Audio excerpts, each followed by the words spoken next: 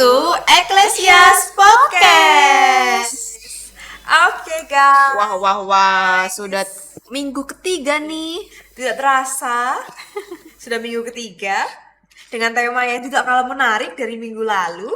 Apa tuh temanya? Temanya maunya sih nyerah, tapi jangan nyerah dulu gitu. Nyerah gitu ya. Oh iya, Ivana suka nyanyi nih ya kayaknya ya. Soalnya setiap lirik itu kayak Iya, kehidupannya tuh penuh dengan lagu-lagu relate gitu ya. Lagu gitu ya. Ada di mata aku gitu loh lagunya tuh. Oke. Sakit terlalu suka nari soalnya. Iya, jadi kalau minggu lalu kita udah belajar, dihajar untuk belajar gitu ya. Kalau kita menerima didikan dari Tuhan tuh ternyata ada tujuannya untuk kita belajar sesuatu gitu ya. Jadi harapannya teman-teman nggak mengalami trauma, nggak mengalami kepahitan, tapi boleh memahami bahwa di balik penderitaan yang kita alami itu ada tujuan dan maksud Tuhan yang terbaik gitu ya untuk setiap kita. Nah, aku sekarang mau nanya nih Kak, mungkin ini juga jadi pertanyaan bagi kebanyakan teman-teman juga gitu ya, karena seringkali susah nih bedain gitu ya penderitaan yang kita alami ini karena pencobaan atau karena ujian ya sebenarnya. Sering banget sih pertanyaan ini karena cukup sulit sih kayak gitu kan teman-teman. Jadi Uters, untuk membedakan dua hal ini sejujurnya cukup membingungkan kayak gitu, karena kalau dilihat di Alkitab kedua hal ini tertulis dengan kata yang sama kayak gitu, bahkan bahasa aslinya pun itu sama. Jadi gak ada beda tuh antara pencobaan yang dimaksud sebagai ujian dan pencobaan yang memang sebagai pencobaan kayak gitu. Jadi itu yang bikin bingung kayak gitu, dan ada beberapa ayat yang menggunakan kata sama, kata pencobaan, tapi kalau kita tilik kayak misalkan kita teliti lagi, kita lihat maknanya itu sebenarnya berbeda kayak gitu. Contohnya nih ya Yuters, ketika murid-murid tertidur dan tidak berjaga-jaga di dalam Matius 26 ayat 41, Yesus berkata bahwa berjaga-jagalah dan berdoalah supaya kamu jangan jatuh ke dalam pencobaan. Roh memang penurut tetapi daging lemah. Nah, kalau kita bandingkan ke dalam Yakobus 1 ayat 2, dikatakan di situ bahwa saudara-saudaraku, anggaplah sebagai suatu kebahagiaan apabila kamu itu jatuh ke dalam berbagai-bagai pencobaan. Sebab kamu tahu bahwa ujian terhadap imanmu itu menghasilkan ketekunan. Jadi, ada beda teman-teman dari ayat 2 ini. Tapi, kata yang dipakai sama. Kayak gitu, kata pencobaan. Kayak gitu. Nah, kalau di ayat yang pertama yang di Matius 26 ayat 41 itu, Yesus berkata supaya kita jangan jatuh ke dalam pencobaan untuk mengikuti keinginan daging atau keinginan duniawi. Kayak gitu. Sedangkan kalau di Yakobus 1 ayat 2 dikatakan di situ berbahagialah bila kamu jatuh ke dalam berbagai pencobaan karena ujian. Jadi bisa dibedain ya. Pencobaan yang pertama itu keinginan daging, keinginan duniawi. Pencobaan yang kedua ini karena ujian. Kayak gitu. Jadi Uters, pencobaan dan juga ujian ini dua pengalaman yang berbeda walau sering terjadi pada saat yang sama. Kayak gitu, berbeda tapi terjadi di saat yang sama kayak gitu. Dan banyak orang salah mengerti perbedaan antara pencobaan dan juga ujian. Maka untuk bisa kita bedakan mana sih yang pencobaan, mana sih yang ujian, dilihat dari hasil akhir. Hasil akhirnya tuh apa kayak gitu, maka kita bisa bedakan ini pencobaan, ini ujian. Nah Uters, pencobaan itu membawa maut ya, tetapi iman membawa pertumbuhan. Tetapi ujian membawa pertumbuhan iman kayak gitu. Kalau misalkan ujian bermaksud baik mendekatkan kita kepada Tuhan, pencobaan sebaliknya bermaksud tidak baik, membuat kita meninggalkan Tuhan dan hidup dalam dosa. Kalau ujian dimulai dengan segala kepahitan, kesengsaraan, penderitaan, tapi diakhiri dengan kebahagiaan, kemenangan, dan juga keindahan rohani. Sedangkan kalau pencobaan dimulai dengan hal-hal yang baik, contohnya keindahan lah, kenikmatan lah, tapi berakhir dengan segala kepahitan, penyesalan, dan juga kerusakan. Jadi itu dua perbedaan yang harus kita ketahui tentang pencobaan dan juga ujian. Maka saya bilang sekali lagi, hasil akhirnya yang bisa kita buat untuk gimana ya cara bedakan pencobaan sama ujian kayak gitu. Gimana? Paham? Paham. Jadi kembali lagi ya, pencobaan yang membawa dampak negatif dan ujian itu lebih ke membawa ke arah yang lebih positif, yang gitu baik ya. kayak gitu. Maka balik lagi kita lihat hasil akhir kayak gitu. Kalau pencobaannya itu membawa kepada hal yang baik yaitu ujian kayak gitu. Tapi kalau pencobaan membawa hal yang tidak baik, yaitu pencobaan. Tapi kembali lagi tuh bukan semuanya berasal dari Tuhan gitu ya Kak ya, yang dari Pencobaan awal tentunya gitu nggak ya. berasal dari Tuhan kayak gitu, tapi kalau ujian untuk sekali lagi naikin level iman kita kepada Tuhan. Oke, siap. Tapi ada nih juga Kak, Mm. kata Alkitab itu kalau ujian itu yang terjadi dalam hidup kita itu pasti tidak melebihi kekuatan kita. Apakah realitanya tuh juga seperti itu ya? Kan kadang-kadang kita kerasanya itu kok lebih dari kekuatan kita gitu. Iya, terkadang banget kita pasti sering merasa bahwa aku udah nggak sanggup Tuhan. Benar. Iya, kadang saya pun kadang masih merasakan hal yang sama, kayak aduh Tuhan kok berat banget ya, kok aku kayak nggak sanggup ya. Ini kayaknya udah di atas kapasitasku nih, Rata-rata kayak kita, gitu kan. apalagi kalau Kayak yang gitu. ala-ala gitu kan kayak mesti Iya, bener. update status langsung. Kenapa Tuhan terjadi seperti ini? Kayak gitu. Iya, pasti. Apa sering ya, Mel? Nah, teman-teman, ketika kita merasa lelah, kita merasa nggak sanggup lagi dengan contoh penderitaan yang kita alami, kita kadang memilih untuk wes lah, menyerah aja lah, wes lah, berhenti aja lah, karena udah nggak sanggup kayak gitu. Kita bahkan mungkin mohon teriak-teriak, kalau misalkan ada kamera, lambaikan tangan kayak gitu, Lambaikan tangan ke kamera. lambaikan tangan ke kamera, Bendera Tuhan, putih. udah nggak sanggup Tuhan, tolong angkat beban ini dari aku kayak gitu kan. Nah, teman-teman, tahu nggak apa yang Tuhan kehendaki bagi kita kayak gitu? Tuhan itu nggak mungkin memberikan cobaan atau ujian di luar batas kemampuan kita. Mengapa? Karena Tuhan itu mau kita pikul beban itu karena dia tahu, dia punya tujuan yang mungkin kita belum ngerti. Kenapa ya saya ngalamin ini? Contohnya saja Yusuf. Dia ngerti nggak kalau dia akan jadi penguasa nanti? Kayak gitu. Enggak. Dijual, jadi budak, difitnah, masuk penjara, mengalami kesengsaraan yang bertubi-tubi lah ya, kayak gitu. Dia nggak pernah tahu kalau hasil akhirnya dia akan dipermuliakan, dia akan jadi orang yang hebat. Dia nggak tahu. Nah, sama dengan kita. Kita ngerasa ini kayak, ih udah nggak sanggup lagi aku ini, udah ngelebihin kapasitasku nih.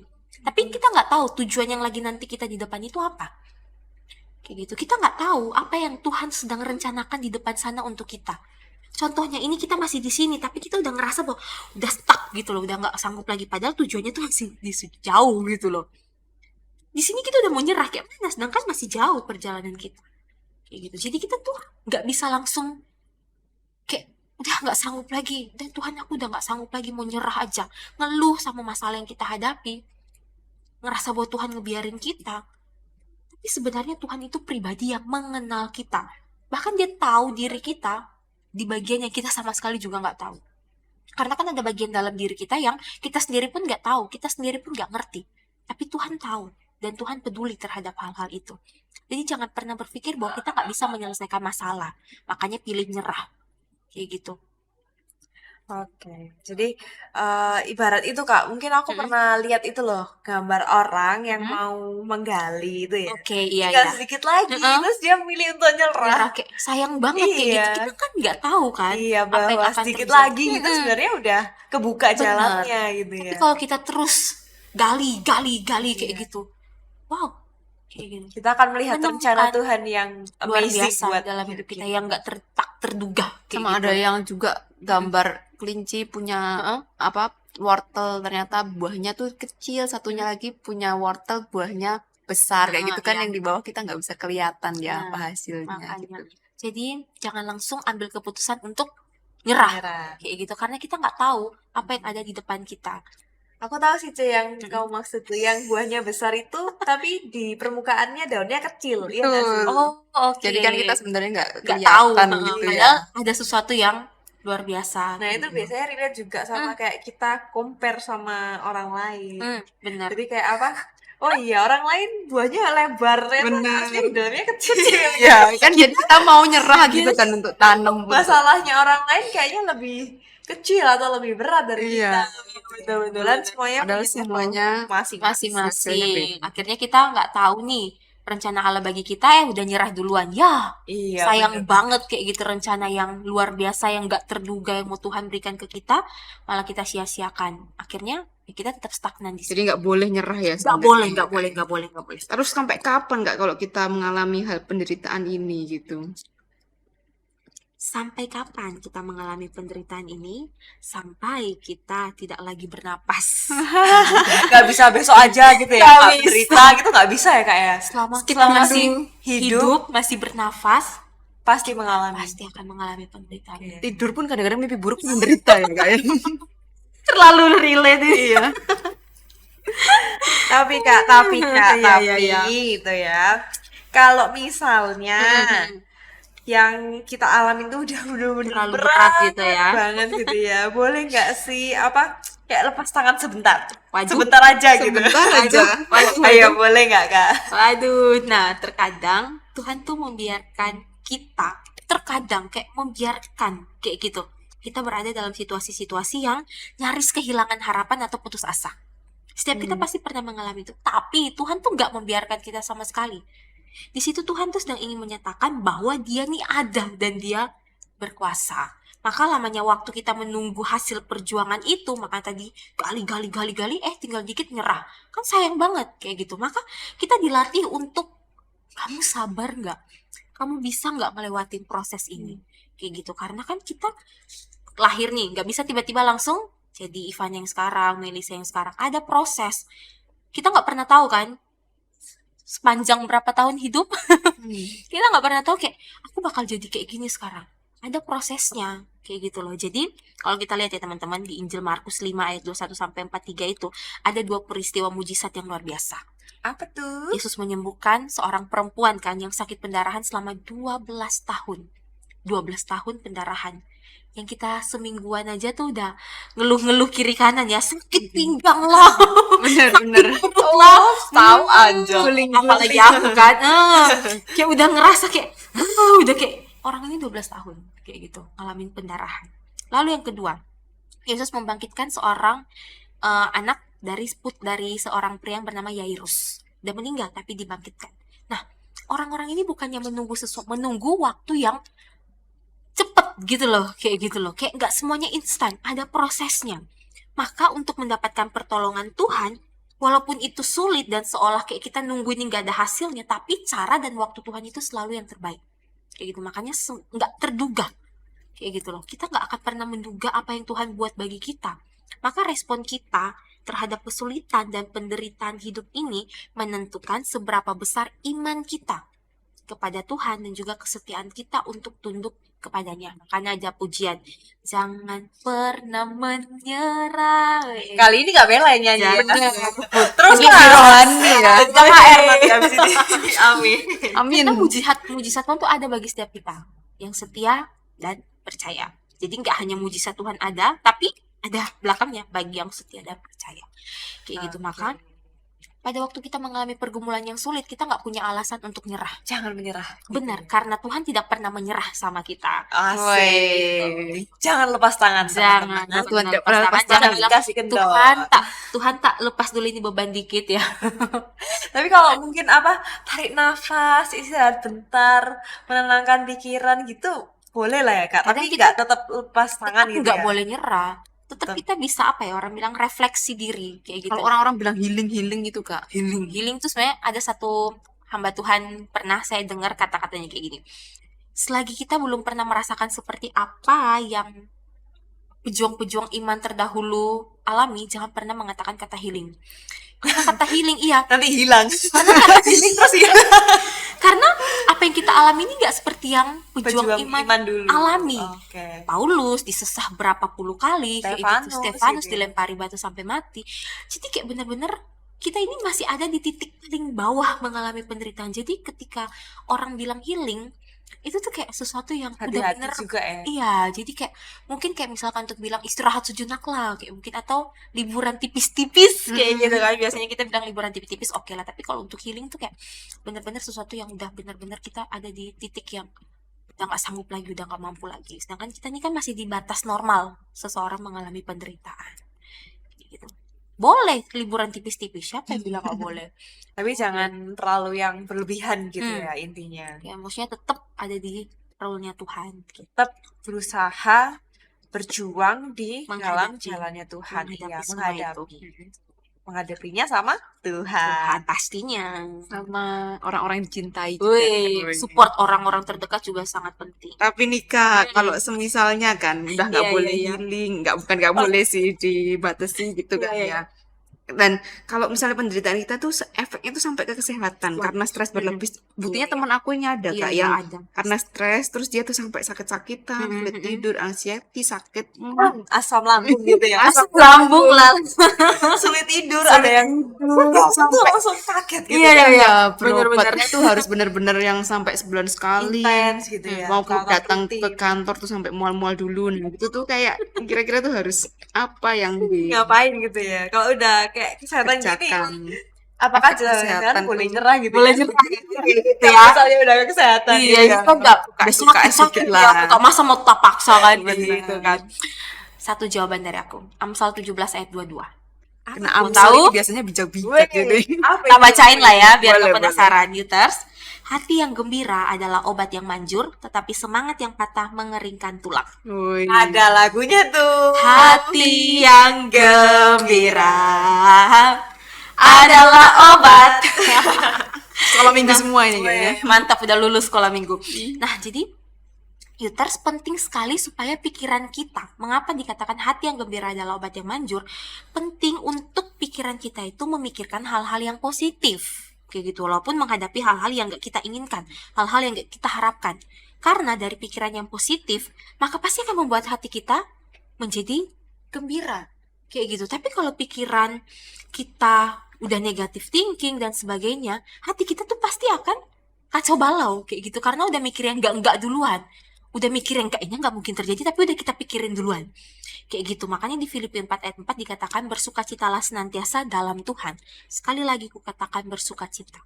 Mengapa? Karena dengan bersukacita keadaan hati kita akan tetap terjaga dengan baik sehingga pikiran dan perkataan kita pun turut terjaga dengan baik. Nah teman-teman, selain itu nggak menutup kemungkinan untuk kita melakukan perawatan medis pastinya kayak gitu. Udah sakit, apa yang harus kita lakukan? Pasti harus cari pertolongan. Tenaga medis bisa dipakai Tuhan untuk menjadi instrumen perpanjangan tangannya gitu loh. Karena penderitaan sudah sampai mengganggu jasmani kita kayak gitu loh teman-teman. Namun teman-teman pernah nggak kalau yang pernah masuk rumah sakit, biasanya nih contohnya ada yang orang sakit mah terus masuk rumah sakit. Hal pertama yang dikatakan dokter pasti banyak pikirannya. Iya, Bener nggak? Terus Pasti dikasih langsung. obat sulit itu.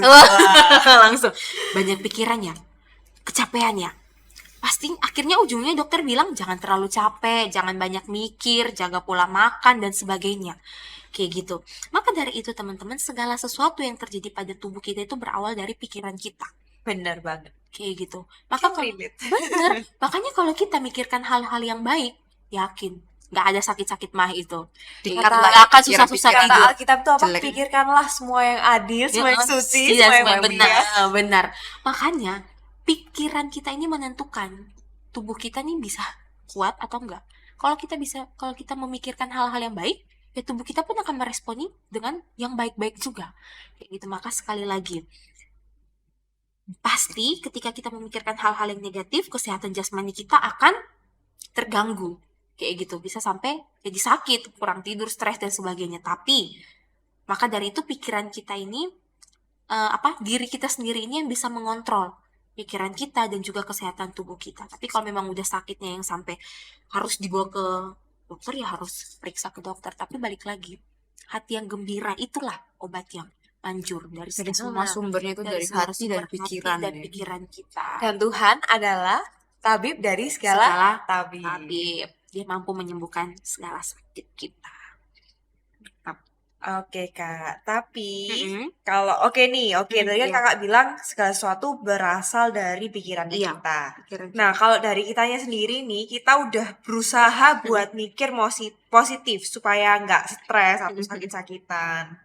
Nah, tapi realitanya lingkungan tuh nggak mendukung gitu ya. Misalnya lingkungan terdekat, Iya, iya. teman, atau bahkan keluarga sendiri itu melontarkan kata-kata yang negatif gitu. Nah, apakah jalan satu-satunya adalah meninggalkan lingkungan tersebut? Atau ada jalan lain gitu ya?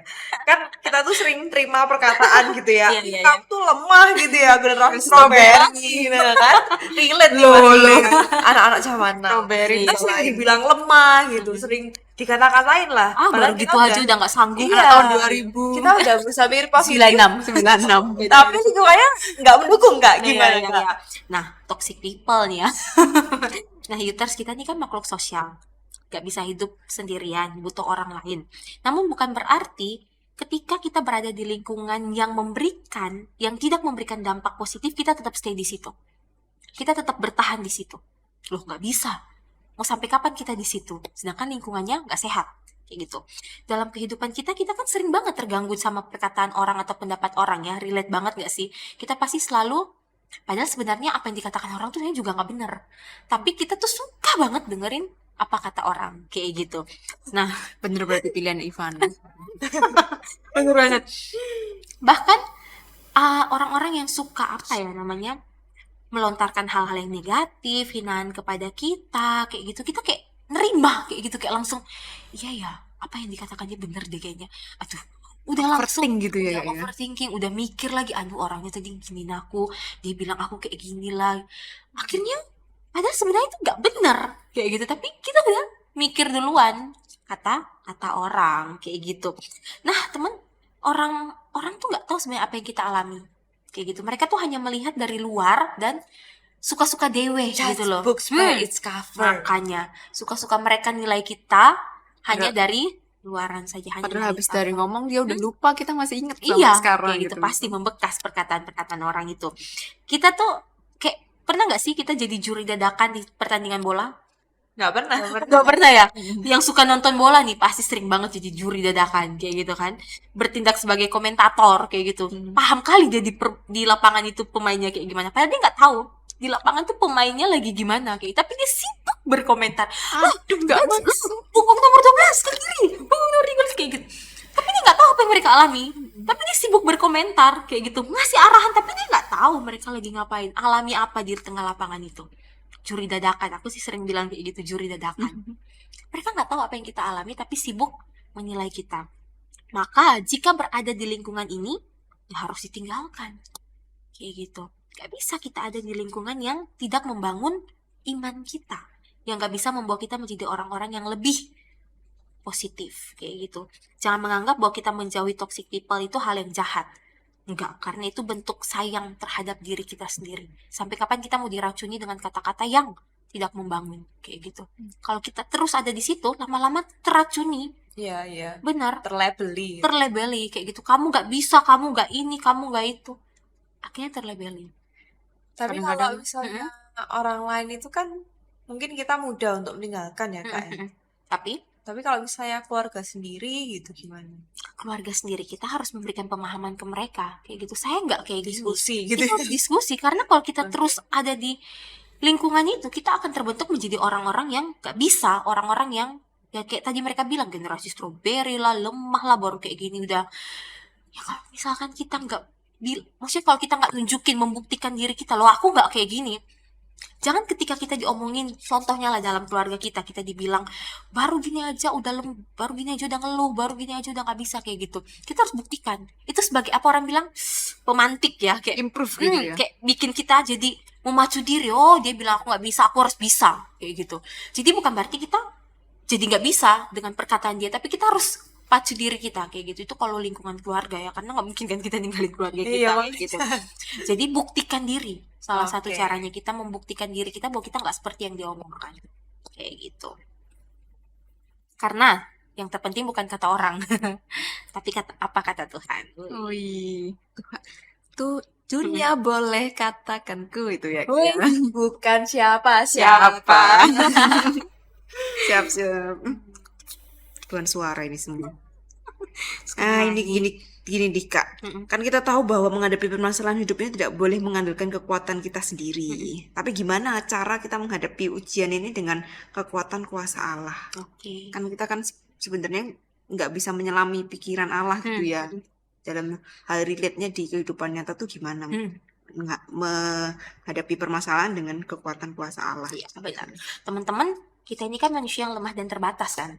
Maka kita butuh sosok yang tidak terbatas, yaitu Yesus Kristus itu sendiri. Karena nggak ada manusia yang dapat menolong dirinya sendiri untuk bebas dari penderitaan itu. Jadi hanya Allah yang mampu menolong kita dan memberikan kita kekuatan. Makanya dalam Matius 11 ayat 28 katakan bahwa Yesus bilang bahwa, ayo marilah kepadaku semua yang letih lesu dan berbeban berat. Aku akan memberi kelegaan kepadamu. Jadi hanya Yesus yang mampu memberikan kelegaan kepada kita yang letih lesu dan berbeban berat. Tentunya dengan kekuatan kuasa Allah ini kita diberikan kekuatan tuh. Kita diberikan kemampuan karena pada dasarnya kita lemah dan terbatas. Dosa sudah mencemari kehidupan kita, sehingga kekuatan yang dari Allah ini memampukan kita untuk menghadapi setiap ujian, setiap penderitaan dalam kehidupan kita. Kayak gitu. Maka sekali lagi, tetap berdiri dengan teguh, dengan kokoh untuk menghadapi ujian itu. Karena tangan kuasa Tuhan itu memegang kita. Dia menopang kita sehingga ketika kita jatuh nggak akan sampai tergeletak. Kayak gitu. Maka andalkanlah kuasa Tuhan itu dalam kehidupan kita. Jangan mengandalkan kepintaran kita, contohnya kehebatan kita. Aku bisa ini, aku bisa itu. Tuhan di nomor dua kan. Padahal Tuhan adalah Nomor 1. nomor satu-satunya. Kayak gitu, bukan salah satunya, tapi satu-satunya yang dapat memberikan kekuatan Ada kepada lagunya kita. lagi, Kak. Satu-satu. Wah, Ku mantap. andalkan. Jadi satu-satunya yang kita andalkan, dia akan memberikan kekuatan dan kemampuan untuk kita dapat melewati setiap ujian dalam kehidupan kita. Benar. Relate banget sih ya, kadang kalau dalam permasalahan gitu kan kita mau mengandalkan kekuatan sendiri dulu, terus Karena ternyata kita merasa mampu kayak bener. gitu. Ujung-ujungnya ujung-ujungnya kayak Tuhan tolongin lah, terus baru loh, ditolong jadi sama Tuhan. udah menomor besoknya duakan itu. Tuhan kan, Iya. kayak gitu. Padahal Tuhan yang harus kita Nomor satu. Tuhan itu satu-satunya kayak gitu. Oke. Kalau gitu mungkin ada Mm-mm. closing statement nih Wah, dari langsung Kak closing Bella. statement ya. Iya. Jadi closing statement kita ini kan maunya sih nyerah kayak gitu kan. Jadi teman-teman, setiap penderitaan itu mengandung daya didik yang memberi kematangan bagi hidup manusia. Oke, kalau kita percaya dan tetap tegak di dalam iman kepada Yesus, maka ujian sebesar apapun akan sanggup kita atasi. Jadi jangan pernah mengandalkan kekuatan diri sendiri, tapi andalkan Tuhan dalam segala laku kita. Mantap. Jadi jangan menyerah ya teman-teman ya. Bener banget, gak ada kata menyerah, tetap maju. Oke. Nah, nggak terasa nih ya, Cey. Itu udah 3 minggu kita lalui bersama. Luar Iya, biasa. bener banget. Gimana nih udah Tapi kita masih akan bersama 1 minggu Masih lagi. ada bersama. Jadi Bosan gak jangan ya bosen. Yuters ngeliatin kita nih? Janganlah, Udah jangan dengerin dulu, suara jangan kita bosan. ya kan? Masih ada 1 minggu lagi Hot. nih ya. weekend hot lagi ya di minggu depan ya. Next weekend maksudnya. Ini puncaknya ya, puncaknya Wow, puncak tema banget minggu ini. depan itu berjalan bersama dengan Tuhan. Nah, jadi ini kita akan mendengarkan sharing langsung ini ya, Hal-hal praktikal relate. ya, dalam hidup, bagaimana menghadapi pergumulan-pergumulan tersulit dari narasumber. Nah, ini bisa langsung aja didengerin di episode minggu depan. Oke teman-teman, sekian untuk episode kali ini. See you next week. Bye-bye.